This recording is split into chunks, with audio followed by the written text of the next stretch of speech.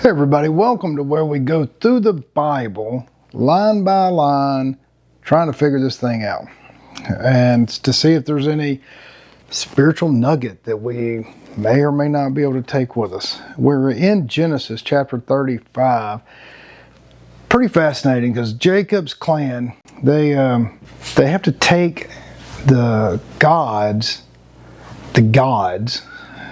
and they give them to the hand of Jacob, because Jacob's like, hey, we need to forsake all these other gods and get back to our God. First of all, who the heck are all these gods? But then it seems like the gods are just trinkets, because he says, hey, give them to my hand. And these are my notes here in my big Bible journal. And so how do you put your God in somebody else's hand? Like they're making a sound like, or read like it's placing the God in the hand, and earrings and other jewelry and stuff like that. It's kind of, but as most of the Bible, it doesn't give you clear pictures, clear descriptions of what's actually happening.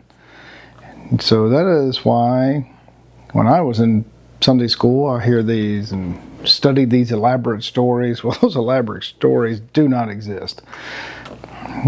They just don't. And so Jacob takes off to this town called Bethel, and they make another altar to God. And then God is with Jacob in Jacob's day of distress. And once again, it does not say how God was with him, because sometimes it says God appears to him or God's with him and they have this conversation, but it doesn't say if God's physically there, if he's in a dream, is he just thinking about God and having this conversation. Like there's no clear illustration of what is happening. Physical God, angel God, ghost God, like nothing. Just God's with him. And this is where I have trouble. Maybe some of you scholars can write a nice, kind comment about why is God a terror? The terror of God. This is in Genesis 35, verse 5. The terror of God is on the cities. Why is that necessary? Why? Somebody explain to me, why do we need the terror of God? I was told growing up that God is wonderful and nice, and I believe that to be true. Like now, I don't believe the God that is being portrayed here is God, the way God really is. This is man. And the more I read and study this, and I'd like for you to join with me, because I'm doing the best I can to get nuggets of wisdom, something to help guide me and understand what this means, because the relationship many people have with God does not include terror. That's man-made nonsense. And so they have terror on these cities, and so these people don't go after the sons of Jacob, because in the previous video the sons of Jacob just destroy and con this king and his son into cutting off the skins of their penis. So they have these tokens to Jehovah, and they trick them and steal all their stuff, take all their wives as slaves, take all the babies. All those things just happen. And so they're a little afraid as they go to this town of Bethel. But they don't need to be afraid, because the terror of God is on the cities. And the terror of God allows those people to be distracted. And so Jacob and his sons get to travel all along. And what is the terror of God? Once again, there's no description. Is actual terror? Is it like Sodom and Gomorrah, or the other place, Sidon, however you say it, where there's just non-stop destroying things? Why does God need terror? Why does this biblical God need terror? Is it necessary? If you are God, do you have to terrorize everybody? I don't know. I don't think so. I just don't think so. I think that is some other force. Just like yin and yang, we have the positive and the negative. We have the positive and negative in everything.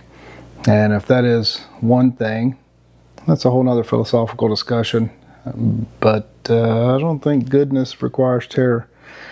And so, if you don't believe that the infinite energies around us are required to be terrorists, then I would highly recommend, if you're in the local area, come out and see us. We gather every Sunday at 1:15 to go over all of these topics that I'm having a difficult time finding in the Bible that help us elevate our human spirit, elevate our human condition, where for what has been taught to us, or where the lack of what has been taught to us, and how to communicate, how to govern our own emotions, how to reduce our anxieties and our stress through a bunch of different practices, from really good breath work or really good meditations, how to do those things, how to guide our thoughts and our prayers and everything about us in a way that is positive for our own life and positive for the ones we come in contact with, that can help shrink divides and elevate each other. Like, that's what we talk about on Sundays. And that's what we get together and do. And we have all sorts of fun things. Like yesterday was Sunday for us here, and we did some Qigong. It was fantastic. And then we had a master guy that does meditation, guided meditation, that's here several times a month. He guided us right after a beautiful presentation on working on the inventories of ourselves. If that kind of stuff appeals to you and you're in the local area and you are looking for a spiritual home or connection with others to develop real trusting, safe friendships, then please come see us. We need good people and trusting people, and that can help us stay on the path of just being a good person the best we can.